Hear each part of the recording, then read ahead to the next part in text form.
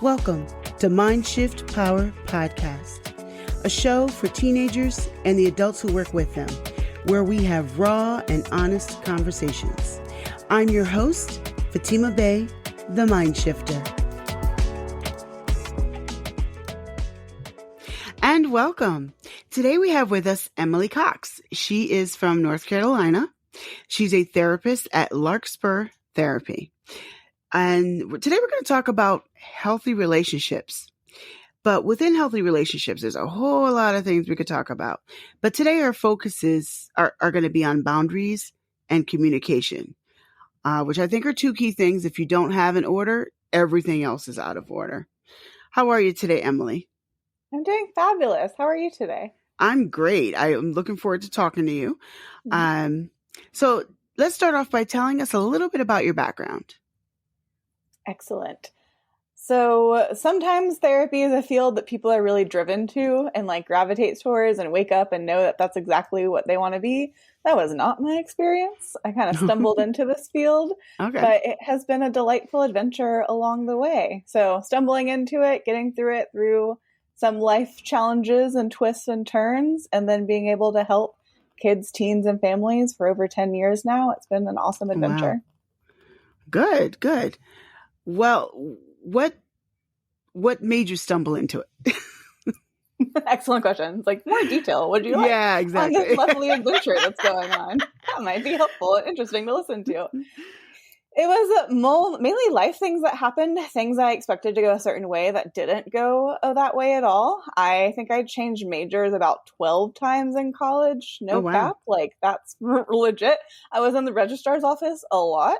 Also had a lot of transferring of schools and certain things happening that led to different directions. And so it led to a path that I was not anticipating at all. I was all on pre-law my first day of freshman year, and that is not where I ended up. I would have been a terrible lawyer, so things fell where they were supposed to. And then it was actually a really transformative experience in my own therapy experience that I was like, this is incredible and amazing, and has led through a lot of darkness into points of light. And I was like, this is a great, wonderful experience. It would be really cool to provide this to others or to support that experience for others. And so then that's when it led to graduate school and more education and training and licensure and all those other steps to get to the end goal of helping people and providing a safe therapeutic space. That's awesome. I want to point out something to the audience that I think is key in what you just said and why I asked you about your journey there. You changed your major 552 times. I'm exaggerating, but you changed your major quite a few times. Sometimes people feel like once they make a decision, they have to stick with it forever. And that's the only thing they can ever do. And it's not okay to do any further investigation to figure things out. But the truth is, you need to figure it out until you find the right one. And sometimes that might be twice for one person. It might be 12 times for another. That's actually okay. What matters is that once you find it, then you stick with it. But, find it. It's okay to just keep searching until you find it. You just got to. And I think it's great that you did that and you mentioned that as well. So let's start talking about healthy boundaries. What are healthy boundaries? Excellent question. Healthy boundaries, boundaries in general are just kind of guidelines or limits that we set for ourselves that help us determine what we need in relationships, what respect looks like for us, and what we are comfortable with and not comfortable with. So one of the most important things with healthy boundaries is they're for ourselves. They're not necessarily for others. Right. Sometimes if we're no, never cheat on me, that might be an expectation, but it might be hard for people that we're in communication or relationship to uphold on their end, because it kind of sounds like an ultimatum, or it kind of sounds like a really hard line of I'm not going in with the expectation or the intention of doing that, but then we're also putting this real hard limit on what I can do as an extra person, versus if we're looking at it more of what's going to be comfortable for us, hey, connection, monogamy, intimacy are really important for me. For partnership, I'm really looking for a monogamous, committed relationship. That sounds a lot different than never lie to me. No, you're absolutely right. And I like the way you said that. You really pointed out very well. A boundary is just a limit that you put on for yourself. Like it's more than just an expectation, because they are two Mhm. different things. So expectation is a part of why you put the boundary there, but the boundary is saying, hey, this is the line you can't cross. Mhm. Cheating on you, obviously a line that we don't want you to cross, but it's a boundary where it's like, okay, we're going to be monogamous. So can you uphold that? Right. And setting a boundary. So let's dive a little deeper into healthy boundaries. Why do healthy boundaries even matter in the first place? Excellent question of like, why are these important? Everyone talks about boundaries, but like, what are they and actually how they work and why do they matter? So, Mm-hmm. one piece of setting the boundaries of like why they're for us is they kind of open the door for self reflection. So, for one person, like monogamy might be very important for them for various reasons, for whatever reasons have led it to be like, hey, this is my boundary, this is my line, this is what I'm comfortable with. So, like that self reflection, a self acknowledgement of like, this is super important to me sometimes and why, and this is why it's important, and then being able to communicate that to others. Like that's an amazing gift that we give ourselves and we give others, people that we're in partnership or relationship with, of like, hey, not only is this my expectation, but like this is a piece of info about me, this is a connection point with me, this is why it matters to me. So we're connecting with ourselves and connecting with others. The other piece about healthy boundaries is that it helps build that like communication connection piece, not just with ourselves, but with the people that we're talking with, that we're communicating with, that we're in with, that we kind of have the experience of what happens when someone crosses the boundary, what happens when someone obtains the boundary, what happens when the boundary might need to shift, might need to change a little bit. So it's not like written in stone, this will never change, this will never be. Sometimes we can have that expectation of ourselves, but gosh, that holds ourselves to a really high standard. So then gives us that practice opportunity of like, hey, why is this so important to me? Hey, how do I talk about this with others? Hey, how did this blow up in my face and I wasn't expecting it to be such a huge deal? Even when things fall apart, like they still give us helpful information of how we want it to look or work next time. Let's dive into what you just said about things blowing up in your face, because that's a big one that happens a lot when we don't have healthy boundaries. Can you give us an example of something blowing up in your face because you didn't have a healthy boundary in the first place? Ooh, there can be so many of them. Sometimes it can get real tricky when we're exploring like levels of commitment and levels of like monogamy, non monogamy, partnership. I mean, poly relationship. Sometimes it can come up a lot of like if we're exploring our sexuality and how we connect and express our sexuality. Um, that sometimes if we're not clear in ourselves of what our boundaries are, it leaves all this gray space for resentment, anger, hurt feelings, pain.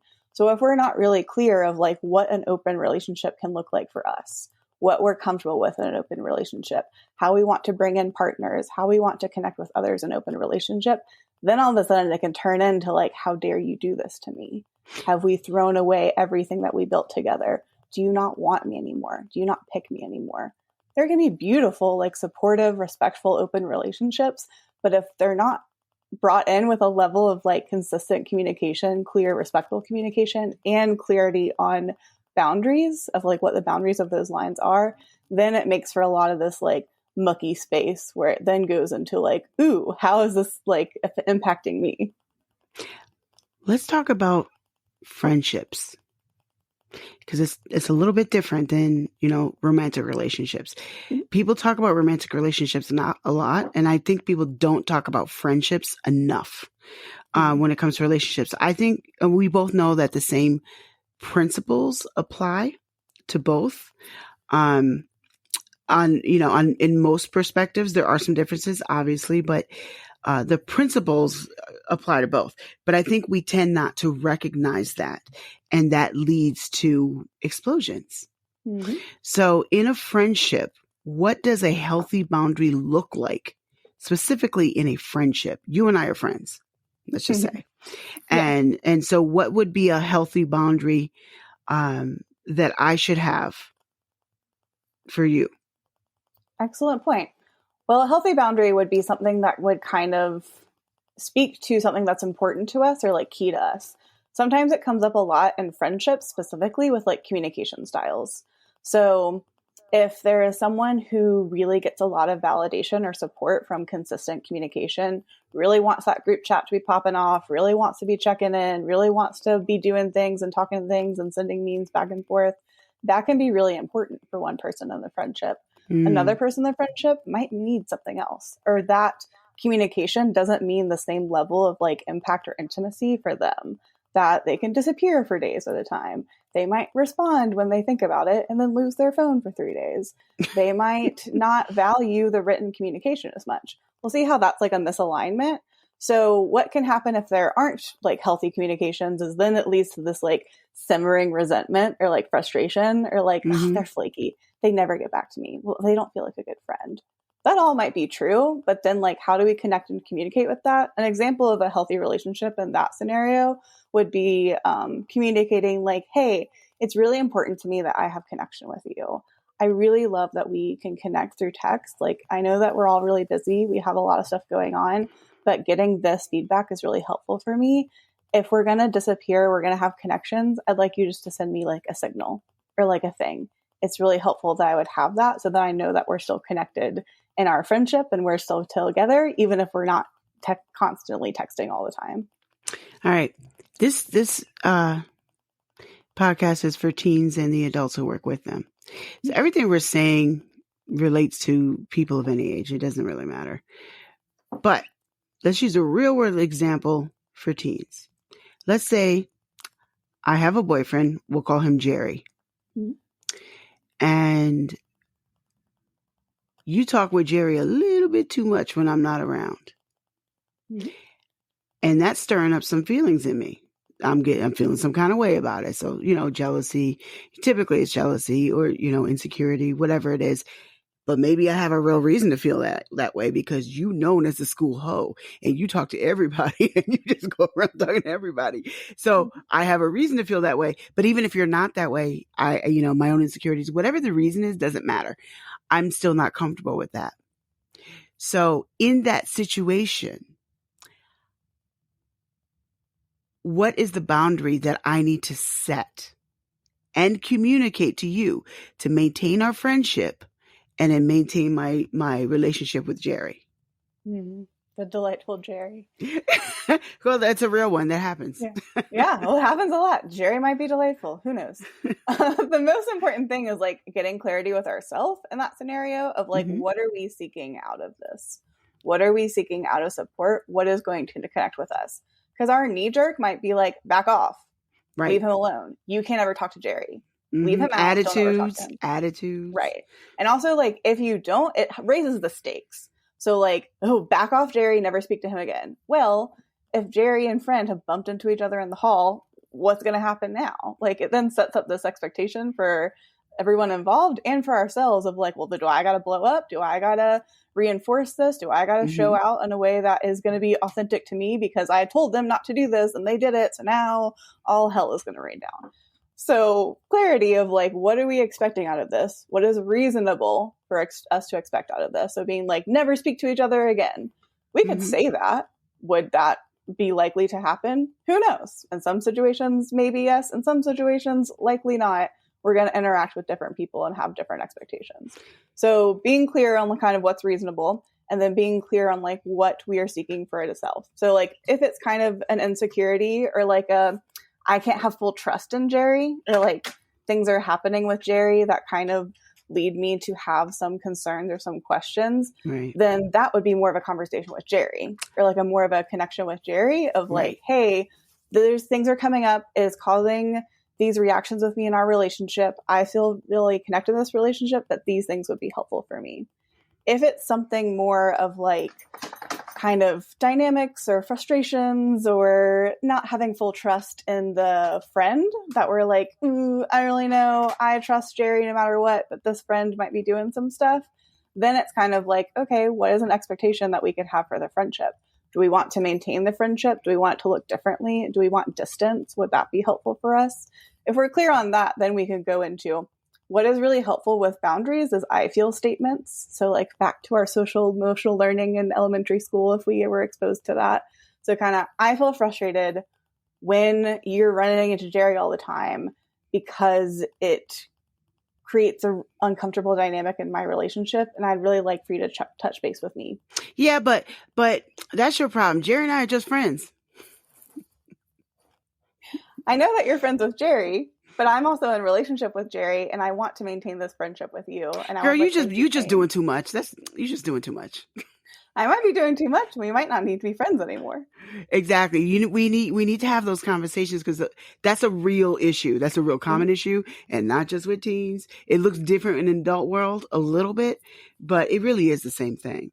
Right. And it does happen a lot. I think something that I'm reminded of in this conversation, a former roommate of mine had a boyfriend. Well, he was a fiance at that point, I think. I go along with both of them great. I tend to get along with men really well, and I have a lot of male friends.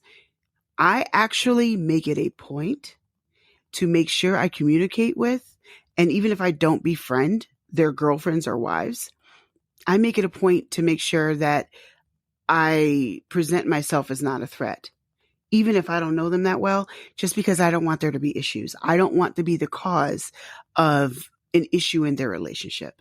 So for me, I make it a point to have those boundaries. My boundaries are, I am not going on vacation with your man. I'm sorry, but that's just stupid. For me personally, I just feel like that's just way no common sense. And I just think it's very imbalanced. And that's a boundary that I have. Mm-hmm. So for me, I'm not doing that, because that is your man, and I should have a healthy boundary there, so that I'm not having issues with you and coming across as trying to steal your man or that sort of thing. And I'm mentioning this because this is, again, a very common thing. Now, this is not just true for me as a heterosexual woman. It's just true in general. I'm just using myself as an example because that's what I am. But it's, in general for just people. So when we are looking at boundaries, I think it's important that I want our audience to not just understand the concepts, but really walk away understanding, how can I really apply this to my life, or look back at examples. Now I'm talking to the audience right now. Some of y'all know what I'm talking about because you've been there, done that. You're looking at it right now, or you're remembering something from the past, where a situation could have been avoided if, number one, there was a healthy boundary set. Number two, there was communication about it. As Emily just said, it is critical that we have those uncomfortable conversations, because the result of not having the uncomfortable conversation is far more uncomfortable because now you having a blowout, and now you on social media sideswiping each other with stupid subliminal messages, as they like to say. And it's just childish. It's just childish. Set those boundaries. And I really like the fact that, Emily, what you said, I think is key. Sometimes we don't know how to set those healthy boundaries.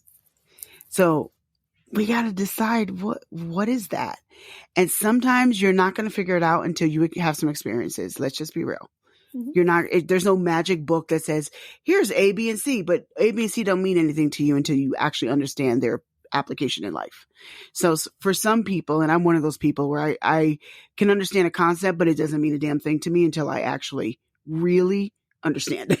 Mm-hmm. Understand it through experience, or at least through watching someone else's experience. I think that is so key.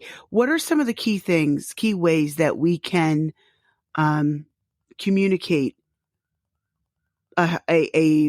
we can communicate a boundary? And let me be more specific. Let's say we've had a friendship where I haven't had a boundary.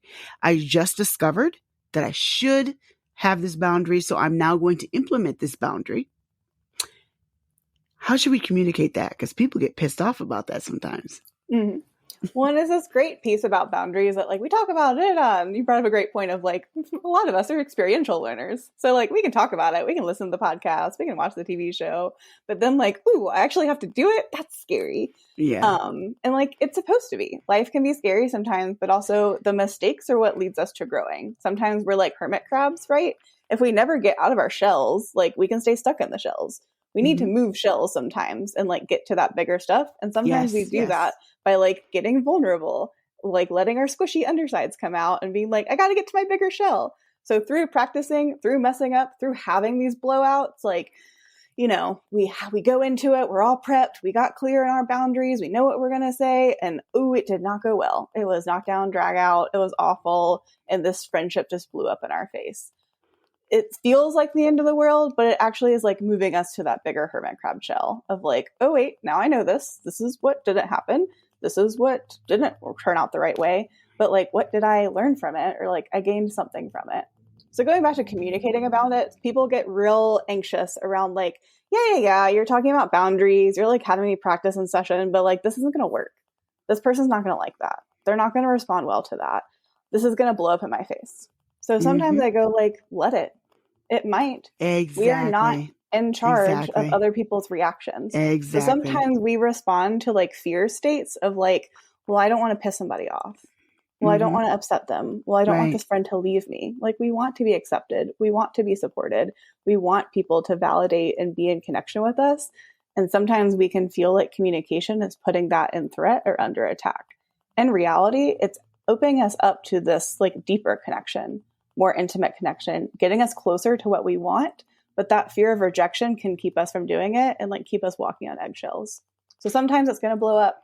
Sometimes they're not going to respond well. Sometimes they're going to be like, what do you mean you want limits in our friendship? What do you mean you don't want me all up in your life all the time? You don't want me to crawl up inside you and like use your body as a puppet. This is what we've been like our whole lives since we were in diapers together. What do you mean you don't want to be in constant communication with me? So it could blow up, but then we will know of like, hey, that didn't go well. Was I still authentic to myself? Did I still communicate? Did I still get what I wanted to get out of that interaction? It could be no. It could be like, no, they were screaming at me and that was awful and I hated that, Emily. But also like, hey, I communicated a boundary. I practiced. I tried. Sometimes too, I talk about like worst case scenario. Anxiety loves to live in the gray space and loves to live in the unknown. That's why when we don't have, sometimes people talk about depressions about the past, anxieties about the future. So like all of the unknowns, anxiety likes to fill the gaps and be like, what if a meteor falls from the sky and then lands on your car and you can never drive again? Whoa. And like we kind of get caught up in those things. So sometimes I talk through like, what is worst case scenario? What is the worst thing that could happen? Like follow that spiral to the end and like what is the end point? Okay, we have the tools and the skills to handle that end point. Everything goes awful. Everything turns to shit. Like we are still capable and we can still do hard things of like handling what that would look like and what that would happen. So sometimes like people don't want to hear it, but it's like, okay, worst case scenario, they scream at us. They drop all of our nudes on Snapchat. Like things are bad. But then like, is that the kind of friend we want anyway? Is that the kind of relationship we want to have? Yes. Those are really hard questions, but it's kind of like the hard reality is when we're like, ooh. And like also perspective shift of like, we could be asking for like, hi, I want to hang out 20% less. Well, if someone has a 200% reaction to that, that's more indicative of kind of where they are versus us upsetting the balance. Right. Yes. I always like to say and I've seen this happen, when you set boundaries that people aren't used to, you're going to get different reactions. And I think that reaction is a big tell-all of whether or not they should be in your life. Sometimes setting boundaries is the very filter you need to sift them the hell out of your life, because some people don't need to be there. They're there for the wrong reasons. They're there to be energy vampires. There's a lot of different reasons, not all the same, but you want people that are going to enhance your life, not suck away all the energy out of it without giving something back. So sometimes these new boundaries are tests. And like Emily said, it doesn't make you bad. It's not wrong. And their reaction says more about them than you. They're used to having access to you all the time and wasting your time. And when you put up a boundaries that says, we're not just going to talk anytime. My new boundary is we got to work by appointment. They're not used to that. And so that is that's a new boundary that you have to learn how to handle that. Now, if they're mature and they're real, they'll do that. If they're not, and they're selfish and whatever the reason is, because there's many reasons, whatever the reason is, you don't need that around you. So let it go. Let them go. It is really okay. Healthy boundaries keep us healthy. It keeps us in order. It keeps our lives in order. But most importantly, I think the number one, and I know that you'll agree with, you can comment on this, Emily. The number one thing that healthy boundaries do for us is to keep our mental health in order. I don't care Totally. what boundary you're talking about and what area you're talking about, even sex. A healthy boundary, at the end of the day, put your mental health in order. When I talk with people, like, boundaries are an act of self-care. Like, it's a form Yeah. of self-care and self-connection. So, like, what are we protecting at the end of the day? Our mental health, our mental well-being, are what's going to be healthy for us. That's why it's like the ultimatams can sometimes, like, is that really protecting our mental health, or do we just want to, like, control things because that makes us feel powerful? That can be what we need to Yeah. be. Like, there's, that was a whole other topic, but, like, Yeah. Right. at their core, boundaries are a part of self-care and a part of, like, a gift that we have to ourselves. What are one more question? What is something that often gets confused with a boundary but isn't? There's a whole lot of them. Well, that's an excellent question. I mean, my go-to is ultimatums because that's what I see a lot of people confusing them with Okay. that. So that's probably the most, like, obvious, easy one. I'm trying to think of a more tricky one for you. Boundaries. Ultimatums are just like, you do this or else. These are, like, super, like, hard, written in stone, and also, like, a declarative on someone else's actions. It doesn't allow any space for, like, communication or back and forth. It also, like, raises those stakes and makes them really, like, intense and high. So instead of being like, hi, like, I want to change the communication style or frequency or method, or like, hey, I hate bowling. I never want to go bowling again. Bowling does not make me feel like fun. So it is different of like, hey, I don't want to go bowling anymore. Can we do something else instead? Or can we do this instead? Bowling icks me out, of being like, I'm never going bowling with you because it's disgusting and I hate it. And if you ever go bowling, I'm cutting you out of my life because bowling is the worst thing in the world. Like, you hear how those sound differently, but Yeah. sometimes people are like, oh, boundaries. Okay, I'm going to set a boundary. You can't ever lie to me. You can't ever hurt my feelings. You can't ever do anything wrong. Like, real talk, we're humans. We make mistakes. Right. Mistakes are how we grow. So it's kind of those declarative statements that can kind of get tripped up in it. Another way that it can get tripped up is, like, if we're getting so focused on the other person's reaction or on the other person's needs. I see this a lot with, like, people pleasing and anxiety of, like, when it's kind of that walking on eggshells, like, well, I don't want him to get mad at me. Well, like, what if he breaks up with me? Well, what if she never wants to see me again? Well, what if they never talk to me again? Like, that is, we're fortune telling and we're going, oh, they're going to leave us and they're going to do this. It's also, like, maybe not reality and maybe not exactly what would happen. It's what anxiety is telling us is going to happen, that people can't accept us exactly as they are. They can only accept us if we fit ourselves into these really uncomfy boxes. And, like, that's more about a process that we have within ourselves than, like, a communication and limit that we're setting in relation with others. But it shows up kind of when we're doing that, like, self-exploration process. I love the example used of the ultimatum and breaking down why that's different than a healthy boundary. And I think that's a good example because that's a big one. It does happen a lot. And it happens in different ways, not just romantic relationships. You gave a good example, but the details are going to be different for each of us. And I think it's important that I'm all about balance. It's something that I teach a lot on. And so I always like to talk about the balance of a subject, which is why I ask those opposing questions. It's because sometimes people will take what you say and take it to the extreme. And I want to make sure that they understand you're not talking about the extreme. You're talking about being balanced. You're talking about being balanced, and communication and boundaries. They're not separate, two separate things. They absolutely, they're separate on paper, but they go together. They're Siamese twins. You Right. really can't separate them, truly. Well, it's hard, like, if we have boundaries but we never communicate them, then, like, what are they doing? They're like Yeah. tools, right? So, like, if we leave the hammer on the shelf and it's collecting dust, like, all of our pictures are going to stay on the floor. They're never going to get on the wall if we don't Right. use them. So it's one of That's a these good things of, like, analogy. oh, I'm really good at boundaries. Like, I've practiced boundaries. I'm really good at them. Okay, like, how does it go when you talk about boundaries with your friends? How does it go when you set a boundary with your parent?